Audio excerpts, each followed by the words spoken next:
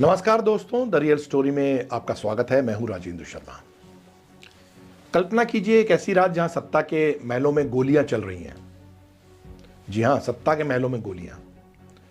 विश्वासघाती छुरे चमक रहे हैं और दुनिया की सबसे बड़ी सेना का कमांडर खुद अपने नेता के खिलाफ विद्रोह की साजिश रच रहा है।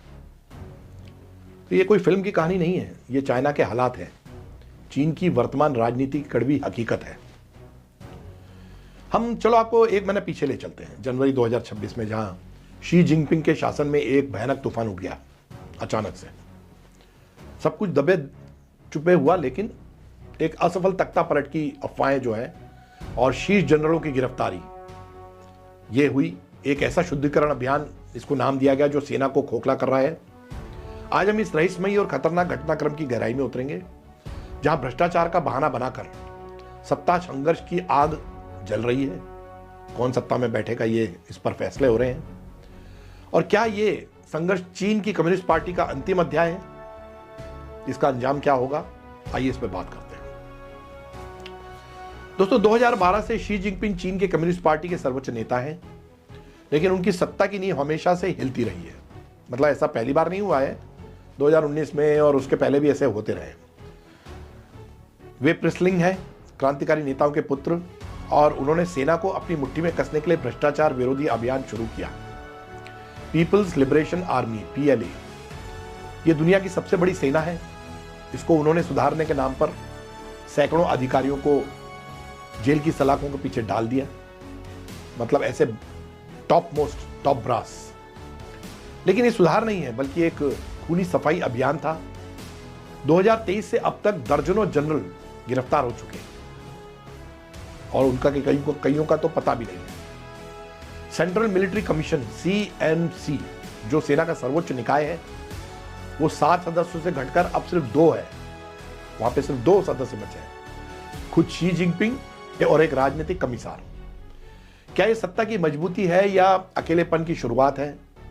एक्सपर्ट्स कहते हैं कि ये पर्ज माओ युग की लॉन्ग नाइव्स की रात जैसा है, जहां दुश्मन मिटाए जाते हैं, लेकिन सेना की लड़ने की अपनी क्षमता जो है वो कमजोर हो जाती है। जनवरी 2026 की शुरुआत में ही चीन का जो रक्षा मंत्रालय था, उसने दुनिया को चौंका दिया। पिछले महीने की बात हो रही है।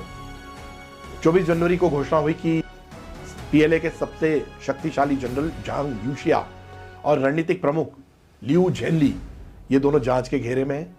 झांग यूशिया CMC के वाइस चेयरमैन थे, शी जिनपिंग के सबसे करीबी सहयोगी थे, जिन्हें रिटायरमेंट की उम्र से छूट दी गई थी।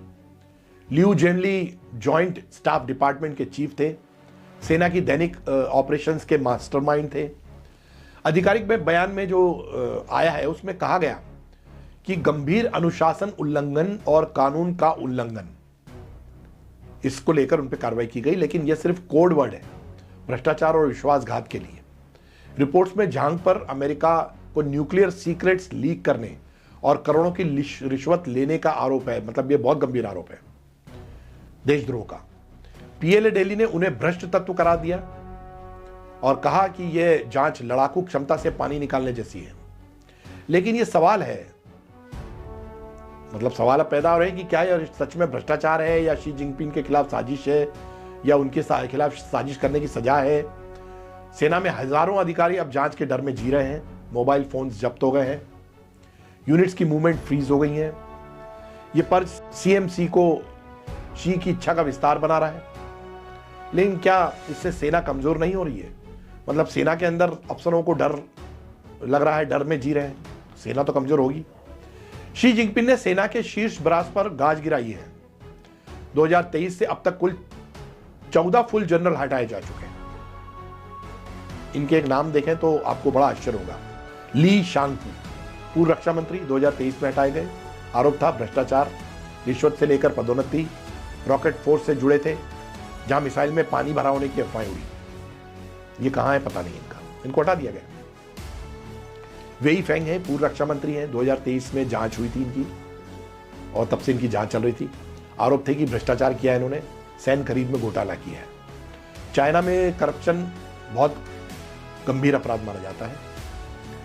ली यूचाओ पूर्व रॉकेट फोर्स कमांडर हैं, 2023 में गिरफ्तार हुए थे। उन पर आरोप था जासूसी का, भ्रष्टाचार का।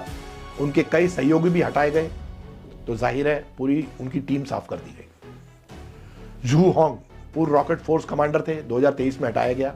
आरोप था सैन्य रहस्य जो है उन्होंने लीक किए हैं, और इशारा अमेरिका की तरफ था। झांग जेनजोंग पूर्व डिप्टी चीफ जो थे वो जॉइंट स्टाफ थे, 2024 में जांच हुई इनकी। आरोप लगा अनुशासन का उल्लंघन किया इन्होंने। जाहिर तौर पर अनुशासन का उल्लंघन क्या है, लेकिन गंभीर अपराध मान लिया उसको। जोउ यानिंग जो पूर्व रॉकेट फोर्स कमांडर थे, 2023 में गिरफ्तार हुए, इनको भी पकड़ा गया।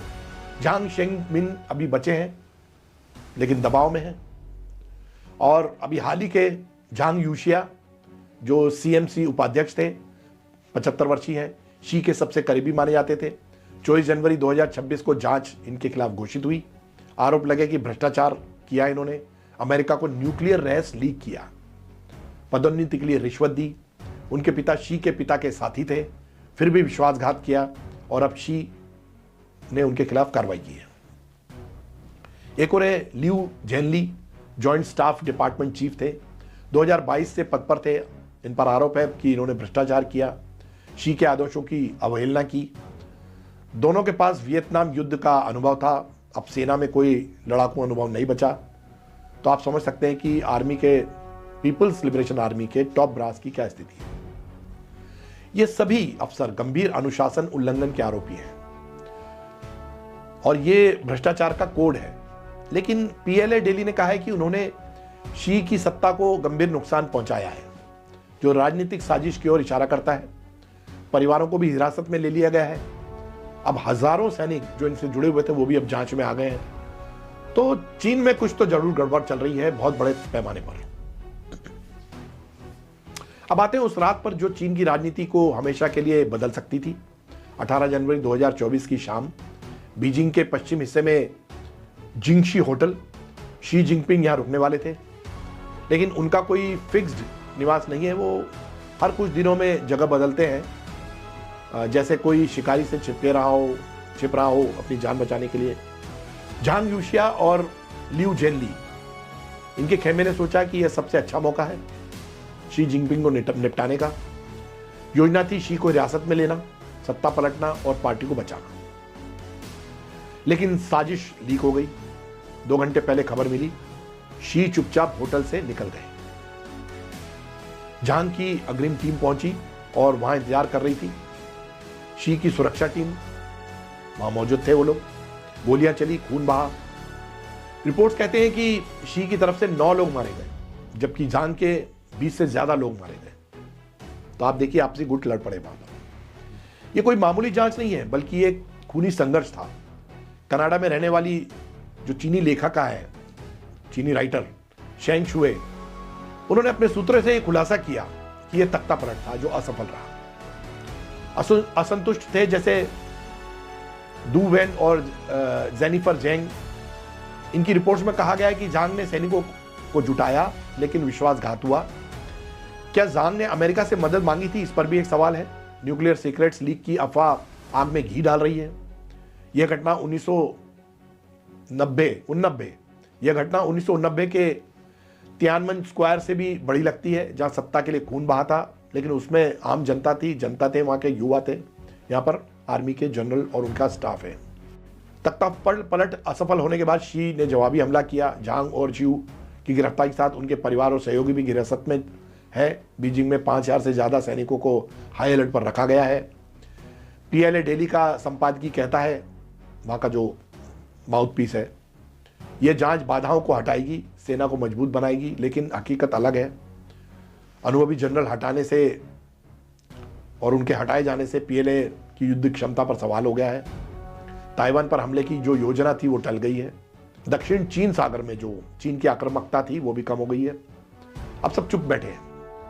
अब ये सब खतरे में है। विशेषज्ञ जो है नील थॉमस कहते हैं कि शी ने सेना पर पूर्ण नियंत्रण हासिल कर लिया है, लेकिन यह अकेलापन घातक साबित हो सकता है। जो वैश्विक स्तर पर अमेरिका और जापान सतर्क है, क्या यह चीन की कमजोरी का संकेत है या शी की चौथी टर्म की तैयारी है?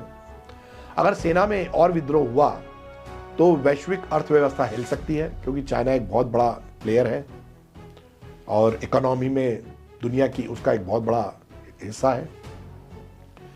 यह घटनाक्रम चीन को एक मोड़ पर ला खड़ा करता है। जहां आधिकारिक मीडिया इसे सुधार बता रही है, वहीं असंतुष्टों की आवाजें सत्ता के खूनी खेल की चीखें हैं। क्या शी जिनपिंग की यह जीत अंतिम होगी या नई साजिशों की शुरुआत होगी?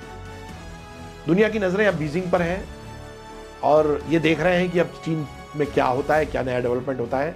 हम आगे की खबरों पर लगातार नजर बनाए रखेंगे। आपको अगर ये रिपोर्ट पसंद आई हो तो इसे जरूर शेयर करें। हमारे साथ बने रहने के लिए आपका बहुत बहुत धन्यवाद। जय हिंद।